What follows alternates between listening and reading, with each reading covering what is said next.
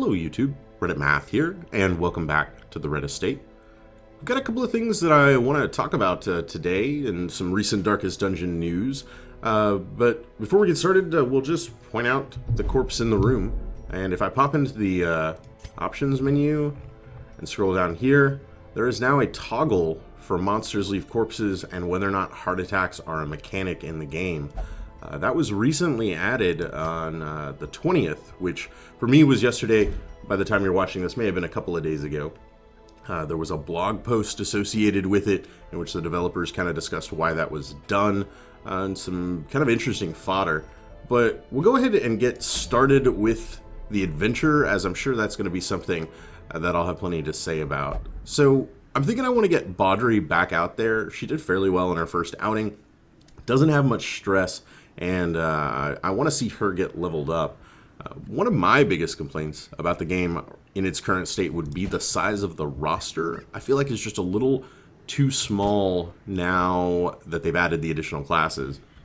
I'd really like to see an opportunity to have 2 of each class. That way if a character dies, you don't spend weeks and weeks waiting for that same class to pop up again in the stagecoach.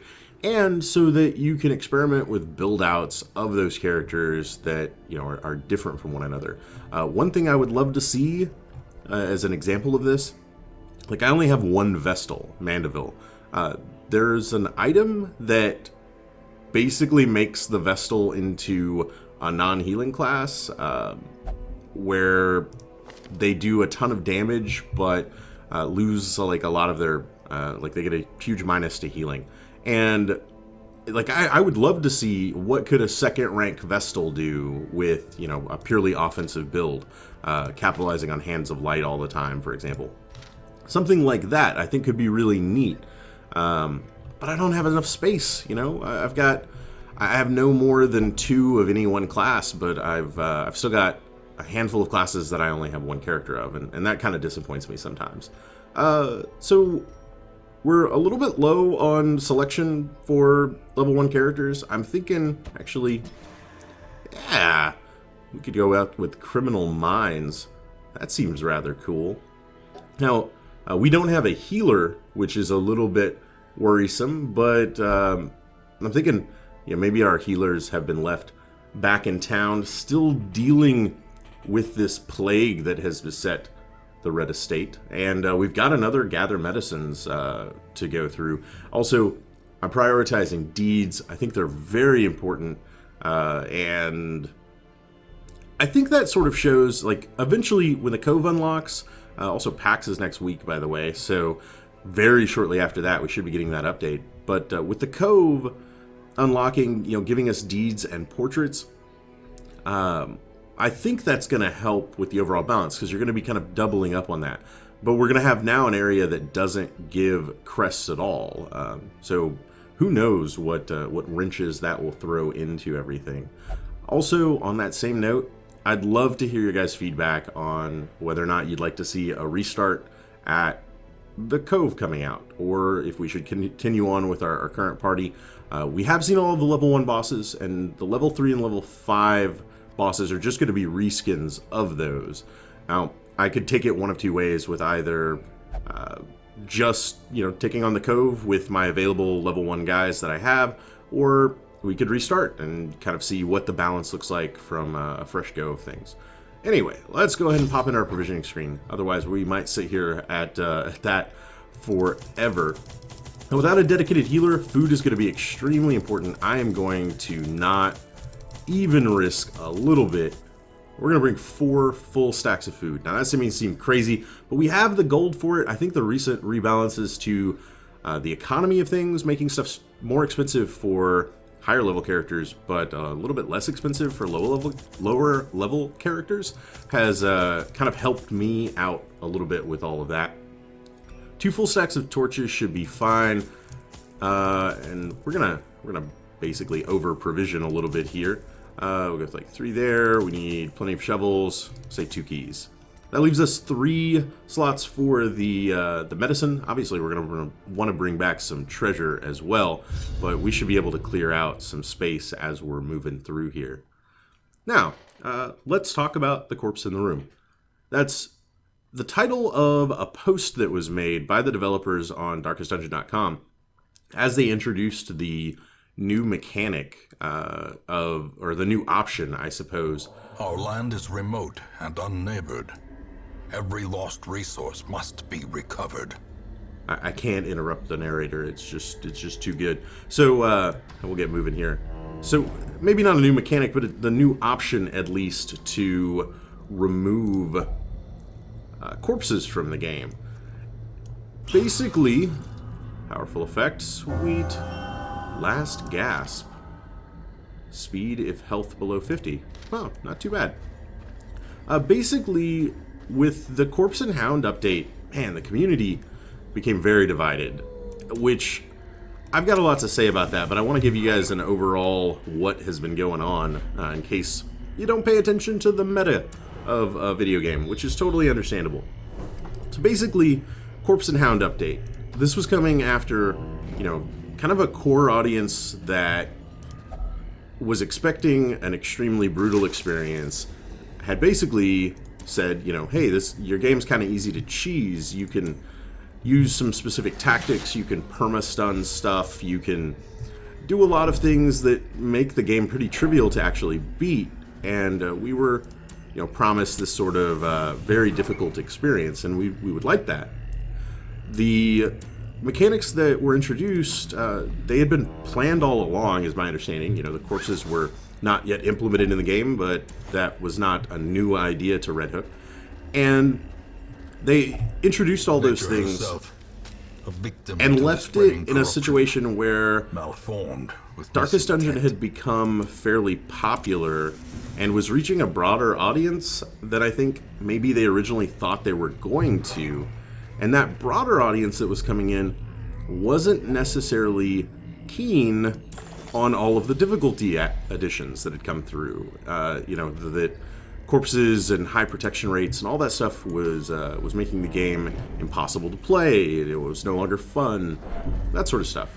So the Steam reviews for Darkest Dungeon in early access had gone from this overwhelmingly positive thing to kind of an overwhelmingly negative thing in a very short amount of time.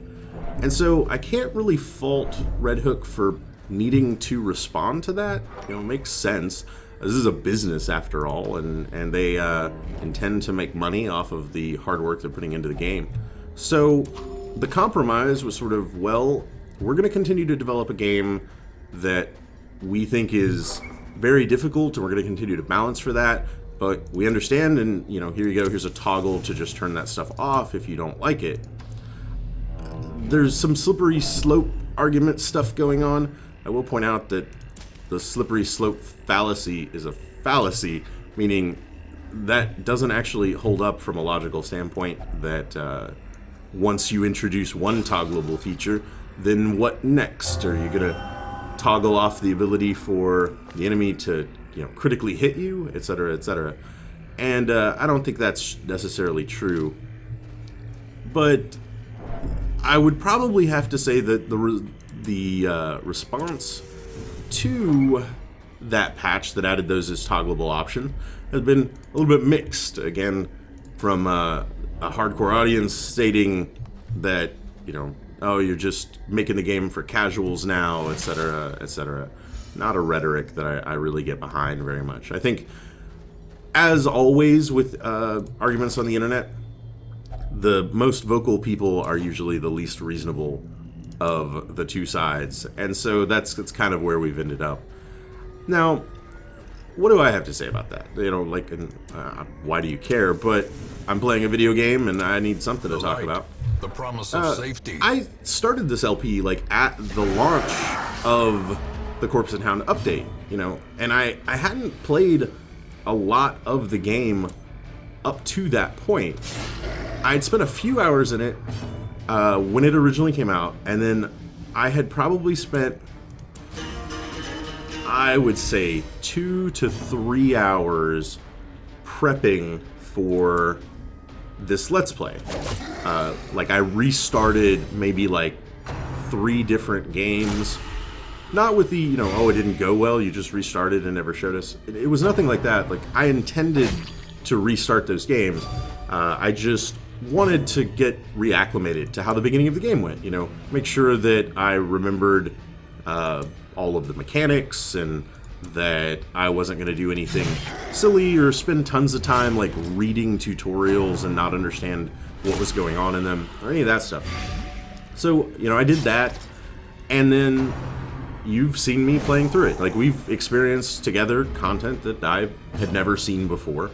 You know, a lot of these bosses I had never fought, that sort of stuff. And I don't know, I mean, I haven't exactly been dying left, right, and center. Sometimes, you know, bless their hearts, but commenters sometimes, you know, leave comments for me that are, hey, you made this mistake. And I don't think it comes from a place of, like, accusing me of being dumb. But, yeah, I mean, I haven't played the game perfectly. I don't pretend to be playing the game perfectly. I'm sure that there are decisions that I make that are suboptimal. I've lost people, you know, a handful, I would say, but I've lost people. And, oh, okay. I'm glad that that didn't continue to stack. They are taking 4, though. The greater the glory. And I'm going to go ahead and heal just to keep that from getting too out of hand. So yeah, you know, I've lost characters, but overall, you know, I'm definitely progressing forward in the game. There's no doubt about that. Like, we're gaining momentum all the time. Our estate is constantly getting better and better, and ultimately that's, you know, in my mind, that's what matters, is that your estate continues to increase. Sweet, and he is out of that. Prodigious size alone does not dissuade the sharpened blade. All of the dead grave robbers in the world, you know, don't change that fact that our estate has gotten better. And let's go ahead and remove that. A lot of it has to do with inventory management, more than me really needing to do that. But can she still eat? Yeah. Let me heal up just a little bit here. And I can't quite do it. You know, I'm gonna go ahead. Let's go with the buff. Yeah, I'm a little partial to the grave robber. We've lost her too many times, so I'm gonna go ahead and do that to her, just in case we encounter any more bleed or blight in the near future. Okay, and we don't have enough space for any of this stuff either. 500 or D's or Cress. I'm gonna let it replace the 300 gold. It's a fairly small stack. Then I'll do without the crest for right now. We've rarely ran into a situation where we've been out of those.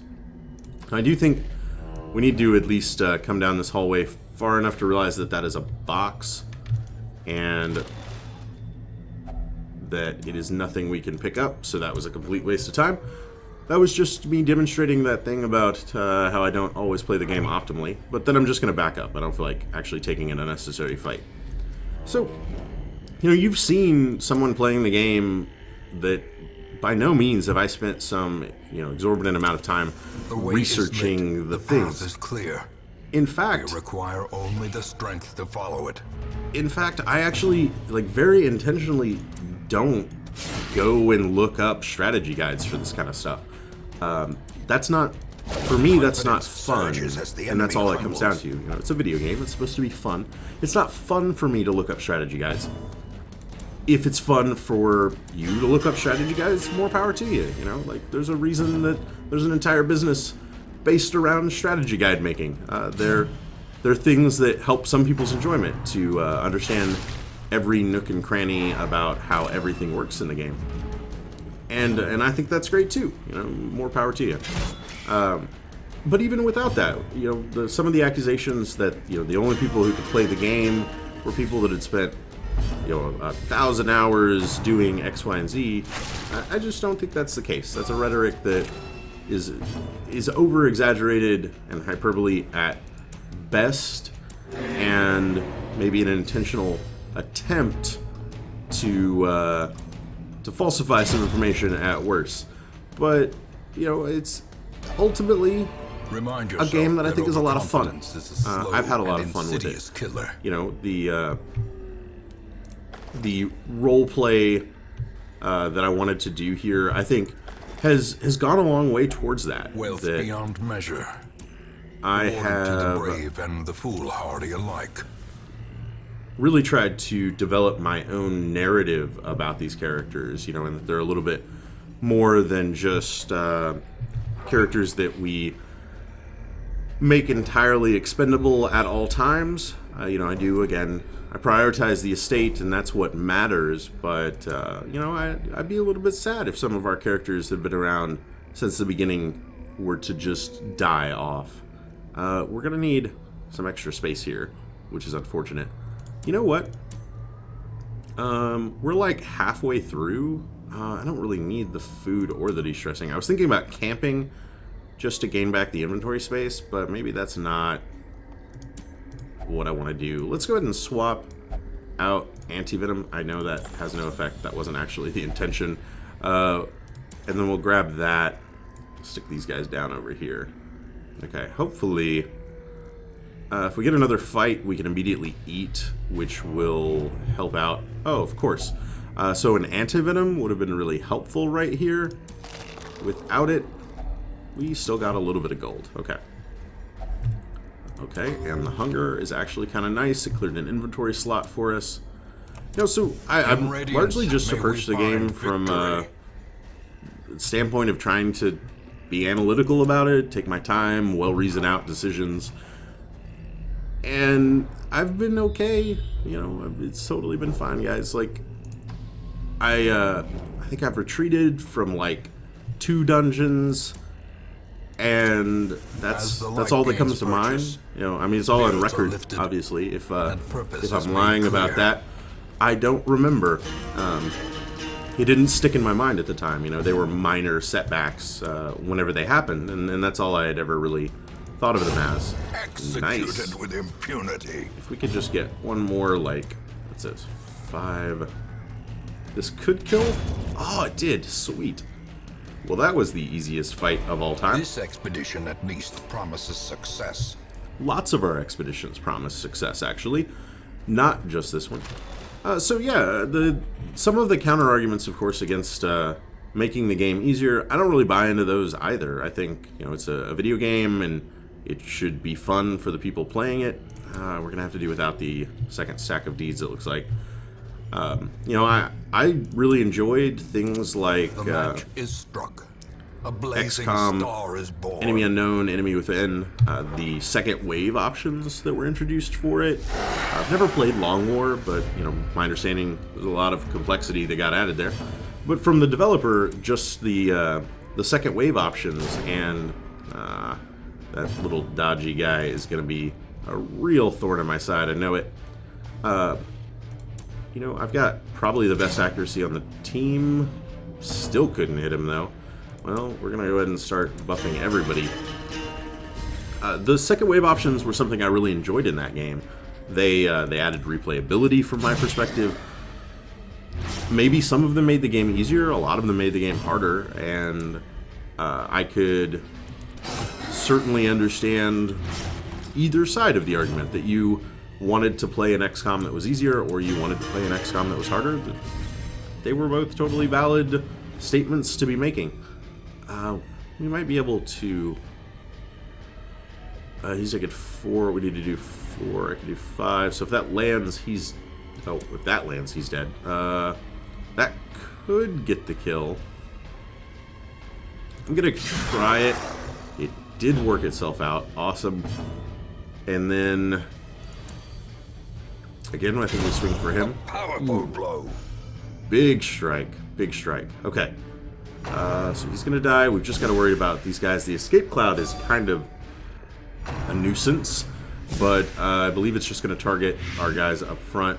Oh man, we don't have any way of curing blight, so that may prove the turning point. A little bit dangerous as it's eating away at my flesh. I wonder what blight is supposed to represent.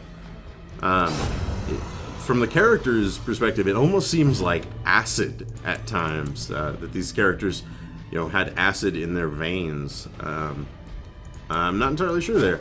Like, alternatively, you would have thought it was poison, but I'm not so sure I believe that. I think maybe Maybe our plague doctor is throwing acid vials, and these characters are just like straight out of the movie Alien with acidic blood and acidic clouds of spory things. I don't know. I'm no scientist, okay? This is above my pay grade. A trifling victory, but a victory nonetheless. We'll go ahead and just use that again for the inventory space. Unlock strongbox gives us some more bandages, which we don't exactly need, but I will definitely take the onyx at 500 gold apiece. Let's see, we've got to head that way or that way. There should be no fight here. Is this the chirurgeon's satchel? It is. Okay, so we'll grab that on the way back. And I'm thinking maybe we camp in the room at the end of the hall here. So I'm actually going to pass over that because I doubt I would be able to do anything with it. I'll just head inside. Alright, and here we have a fight. Okay, I'm going to do... Well struck. Man, that hit a lot harder than I thought it was going to. That actually makes me, like, really tempted to do a breakthrough on this front line. Oh, man, I should have snacked up a little bit prior to this. Oh, I don't remember what my Hellion is capable of doing from the back. I guess we're going to find out from the back, the third rank, but I guess we're going to find out together in just a moment. Hopefully she has something. Okay, some good dodges there. Also, not super keen on a grave robber being in the front rank, considering the number of times that we've had them die. Oh, she's totally good from back here. Okay, no big deal. No reason to sweat that. It's fine. It's fine, everybody. Okay. Our highwayman, on the other hand, maybe we should be a little bit more concerned for him. Let's see. He could take her down. Nice. And then I'm thinking of maybe there's a way. I almost wish like the corpse mechanic, if there was something I would alter. I would like to see a system where the corpses didn't just like disappear after a few turns, but if they just lost health every turn, like a consistent amount, so that you would know how much time they had left, and maybe the bigger corpses would take longer, etc., etc. That was pretty nice. And I was all saving up for like this point blank shot that is super overkill now. Yep, kind of expected that. Alright, but she's only got 1 HP. And for our final move, we shall finale. Take a bow, Mr. Jester. Lovely, lovely. These nightmarish creatures can be felled. They can be beaten. I'd really like that onyx. Well, you know what? I've been finding like way more onyx than emerald, and they're equal in value. So why not, right? We'll go with that, and then we'll hold off on interacting with anything. Huddled together, furtive and vulnerable. Rats in a maze. Everybody's doing pretty good on stress. Do a little bit of wound care, and then just worry about the buffs, really, right? She could sharpen spear. I like that it's only 2. I also like the scouting improvement chance thingy there. You could actually do the same thing. In guns, and then on scout, uncatchable. So both of these characters now have an improved scout chance, which I'm hoping means that we basically scout our way through the rest of these dungeons. Alright, and no surprise in the night, which I'm pretty okay with. We'll go ahead and get her back up to the second slot. Do we want him point blank shotting every time? I'm not entirely sure. I guess we'll leave it like that for right now, and then Reinvigorates. Okay, so it took away his stress. So, man, everybody is super awesome on stress. HP is a little low. We've got 12 food, though, so we can top some people off from time to time. Oh, that's not what I needed at all. 6. That's actually quite terrible. Okay. Well, then. We'll get our last bit of medicine. So at the very least, we have completed our quest. Could return to the hamlet, but for now, we're going to keep adventuring. These guys are doing A-okay. It's actually kind of surprising. You know, this is a level 1 party. I don't think I've even... Like, they're all base stats. Yeah, these guys aren't exactly, like, super strong by any means. We do have some trinkets on everybody. Like, the legendary bracer, I'm sure, is helping. Dodge and speed. But, yeah, like, they don't exactly have wonder powers or anything, but they're doing okay. Alright, that's what I want to see, is point-blank shot to start things off right. We'll get this buff on everybody. Maybe it's just the Jester turning the tide of this whole thing. That is almost a joke, except it's not really, because although we have no healer, which is definitely like a chink in our armor. How quickly the tide turns. Especially in situations like this. Okay. You know what?